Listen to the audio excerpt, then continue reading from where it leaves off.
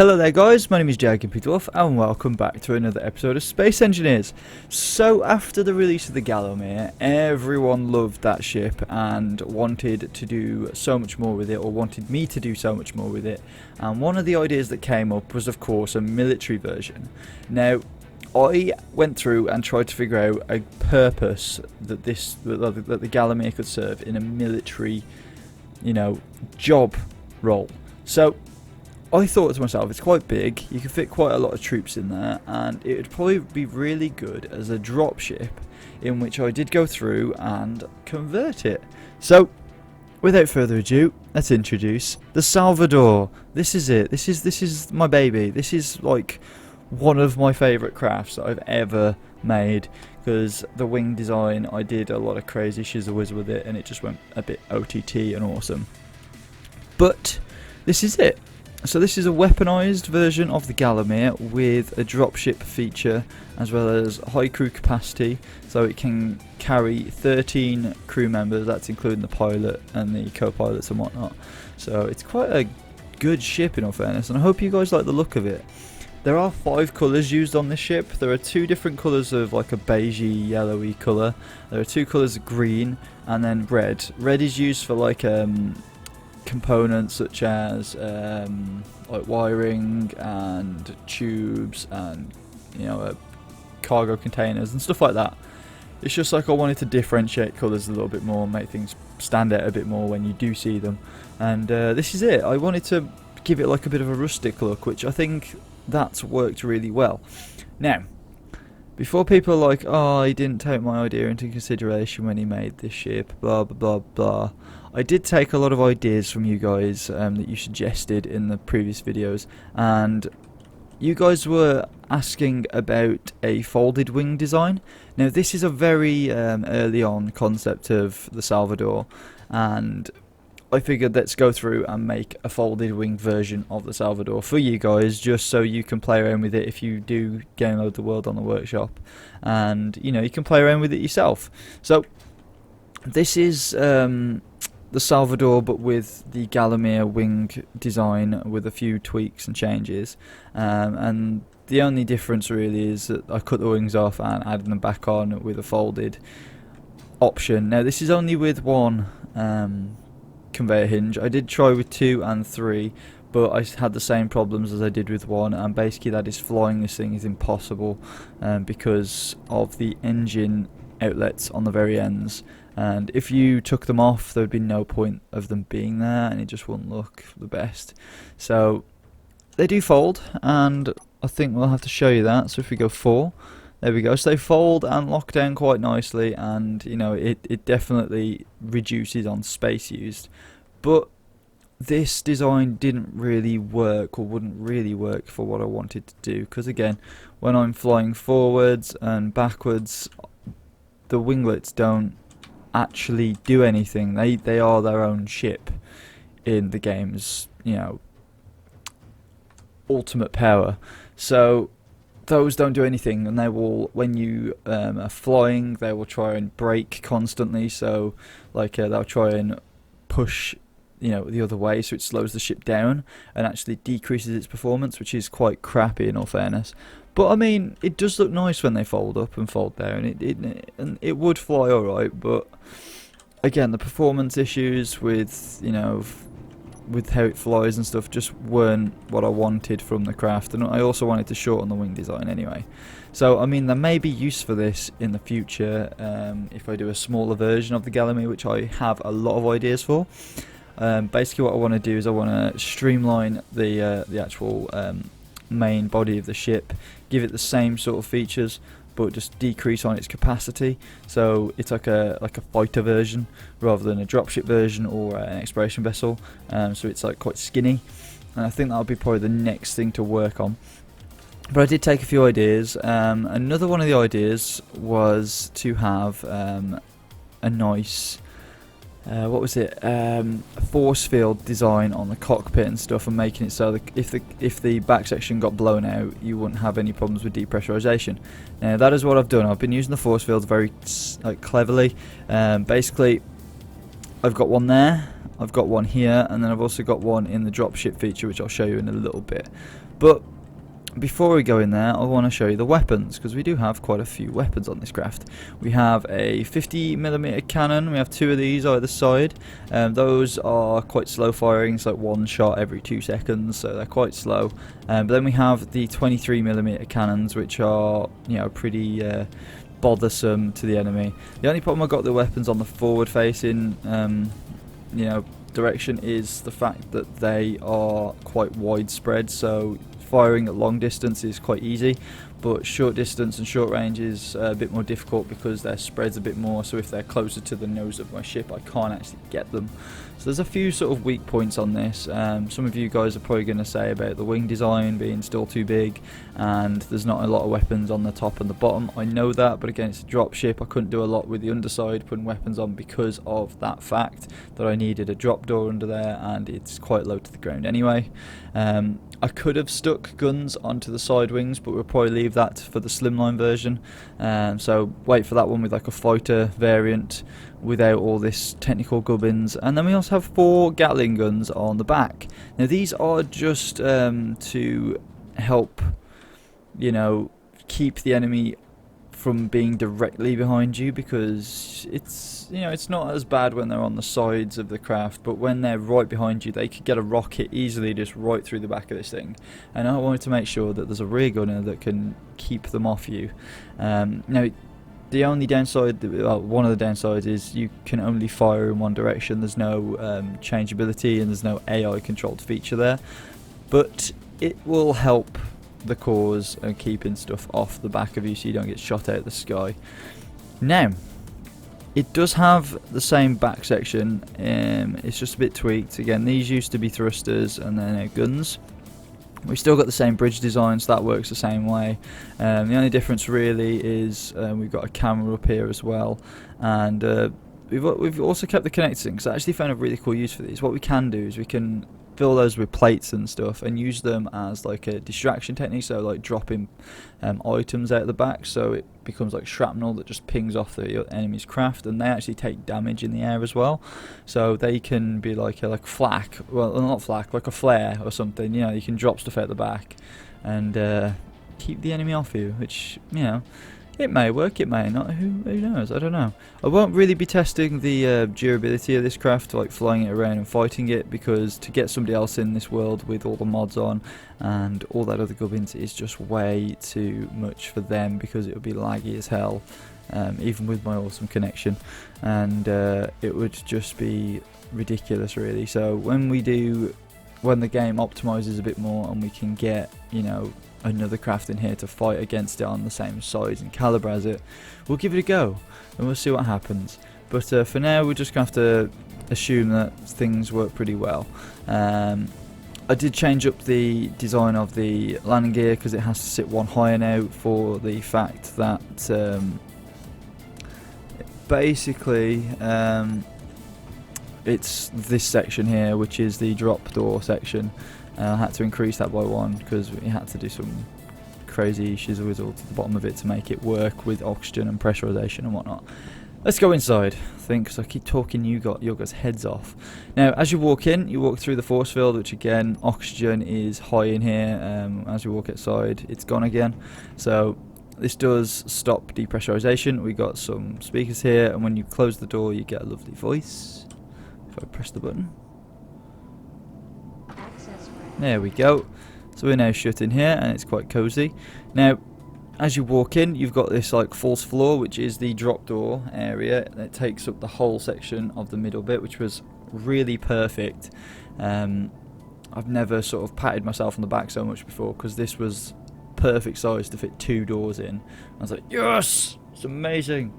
So we've got these 2 drop doors, which we don't really have access to from here, and we have to do it all from the pilot seat, because the pilot has dictatorship over who and when drop from the craft. So we have 8 seats in here. We have some screens. Now the screens should say on here, they do have like your name, call sign and position on here, because these screens, you want people to know as a pilot, you'd want to know what kind of crew you're carrying, if they're important people or if they're just grunts or whatever. So you want to know all that information, and you want to know, what specialties you're carrying around. to know the importance of the mission and stuff. So I've put those in. We've got some cargo containers which are all hooked up to the conveyor system. These just allow for weapons to be grabbed out of. The back section ones are probably more for personal items and whatnot, so you'd stick all them in there if you are going to be dropping soon.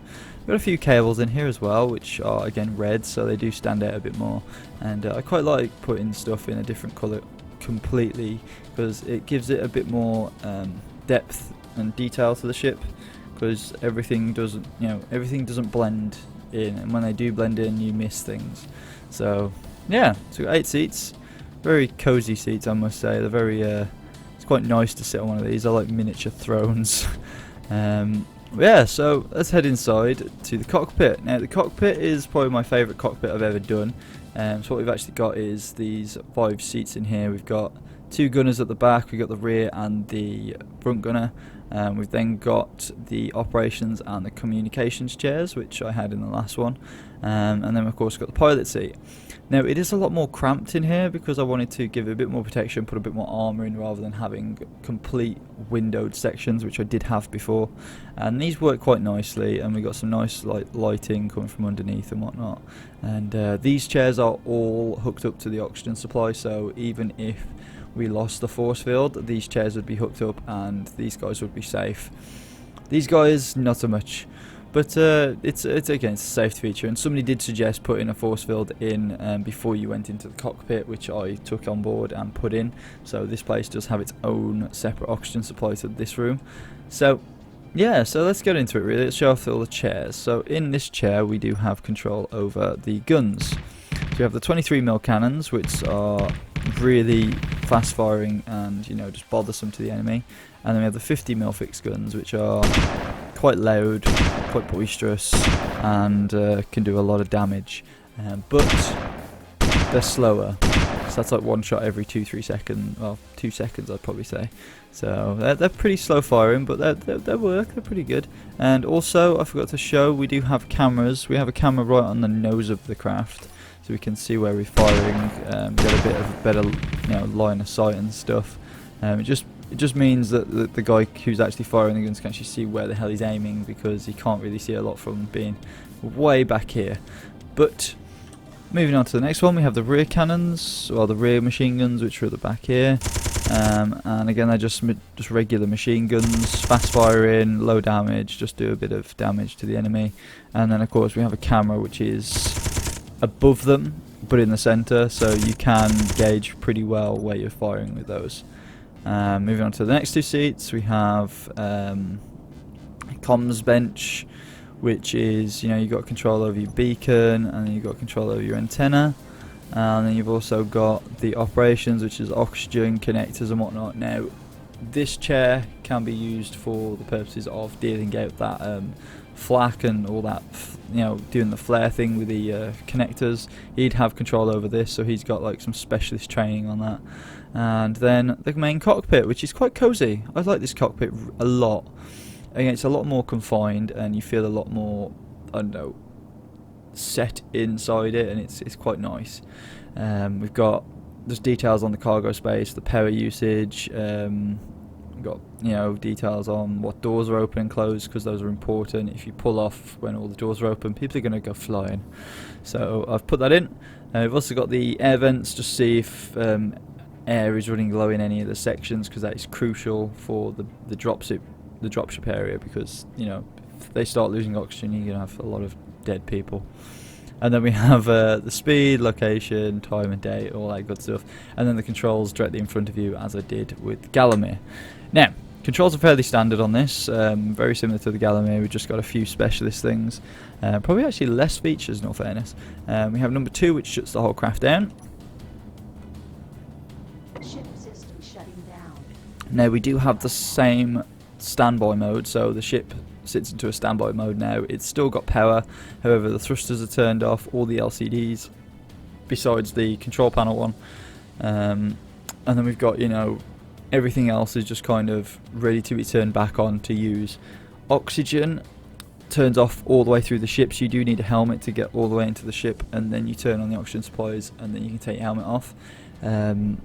but you'd probably keep your helmet on anyway for safety reasons. And then we've got one which powers everything back on. Systems online. Hello, Captain. So you get a lovely welcoming message. You get, you know, all the lights come back on, all that standard stuff that you saw on the Gallowmere. Now, we do have the same door feature. So as we click the door feature, which is 3, access granted. Access granted. And then everything happens, the door opens, and you know that works. Now if you look in here, it does actually say the boarding ramp is closed, which is actually a bit backwards because that's technically extended, and the exit door is open so we can get out, as well as the cockpit door is open. So if we go through again, that should change. Access granted. So the exit door's closed, the boarding ramp's open, and we're all locked in, ready to go. Now we do have a lock for that back door as well, which is 4, so we can toggle that on and off. And then we have the special feature, which of course is the you know, the dropship feature, which is one of my favourite features. If I go F9, we got 5 and 6. Now 5 and 6, 5 actually activates it and 6 resets it. I didn't want it to reset automatically because I wanted to be able to keep the doors open on the back and whatnot. I didn't want a specific time slot because, you know, what ifs. So if we go 5,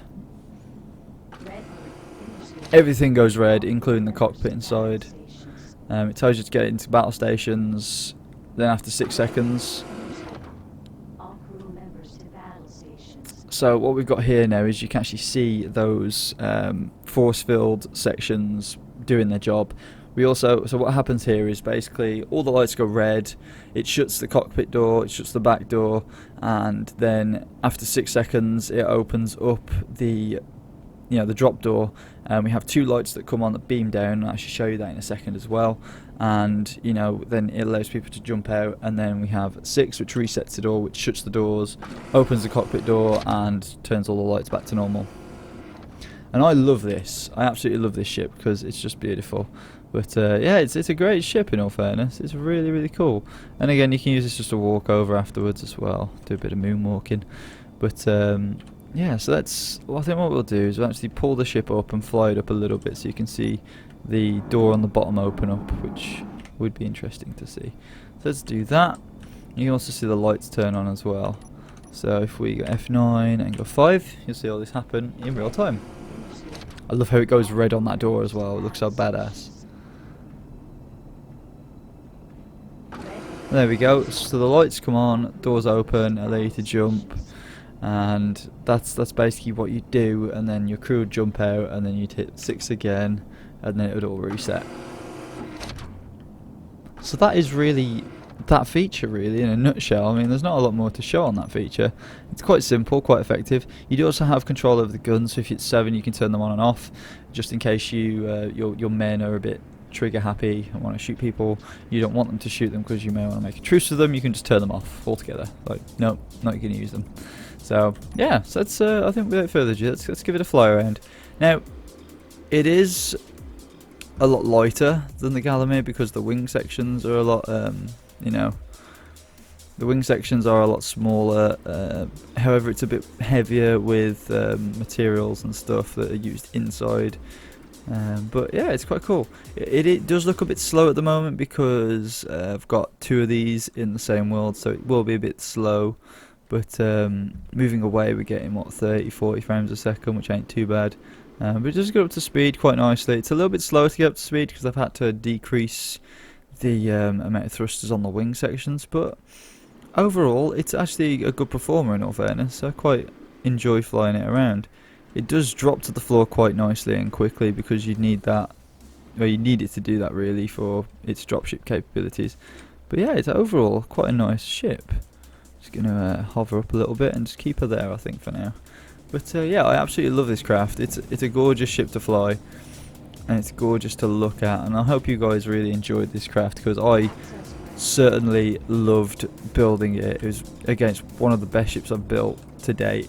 It looks gorgeous, does what it says on the tin, and I hope you guys enjoy, really. So if you guys have enjoyed, then please like, favourite, and of course subscribe for more. Have any more suggestions for ships? I will be looking at building the slimline version of this, which will be like, it will be the cockpit section and probably be the same width all the way down, rather than splaying out to allow all the different things in. I'm going to have to rearrange all the power supplies and whatnot, but that should be fine. If you guys, again, have any suggestions for it, then please drop them in the comment section below. And thank you guys for watching and supporting the channel and everything it does. And I'll see you guys later. Peace!